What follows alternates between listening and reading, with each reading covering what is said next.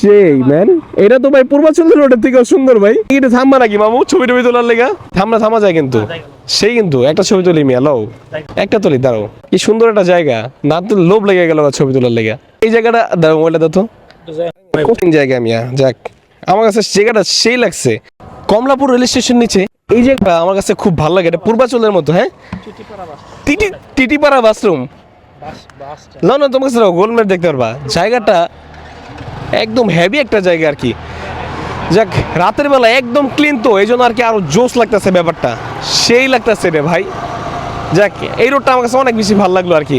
আমি যদি এই রোডে এর আগে একবার আসছিলাম মনে হয়, আমার একজন খেয়াল আসতেছে না, বাট এত সুন্দর লাগতেছে বলার বাইরে আর কি। সেই মতিঝিল, আচ্ছা বর্তমানে আছি মতিঝিলের এইখানে সম্ভবত। হ্যাঁ, বামে যাবো আর কি আমরা। যাই হোক, তো এই রোডটা কার কাছে ভালো লাগে সেটাও আপনারা কমেন্টে জানান। খুব সুন্দর একটা রোড আর কি।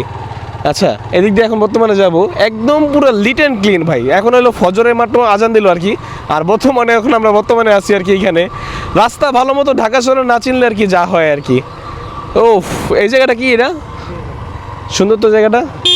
এই জারুটা আসতে গো উড়াই লাইতেছে তো পুরা, ধুলা দিয়া পুরো উড়ে গেলাম আর কি। যাই হোক, তো রাতের বেলা কিন্তু রাতের শহরটা আমার আর কি ঢাকা শহরটা একদম অন্যরকম লাগে, পুরো লিট অ্যান্ড ক্লিন আর ফাঁকা, মানে পুরো একটা বাইরের কান্ট্রি সিনসিনারি। কিন্তু এই রোড ভাঙা দেখলে পরে মনে হয় না আর কি যে বাইরে আছি আমি আর কি।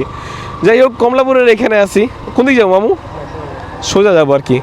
আচ্ছা, রোড ঘাট না চিনলে আর কি যা হয় আর কি।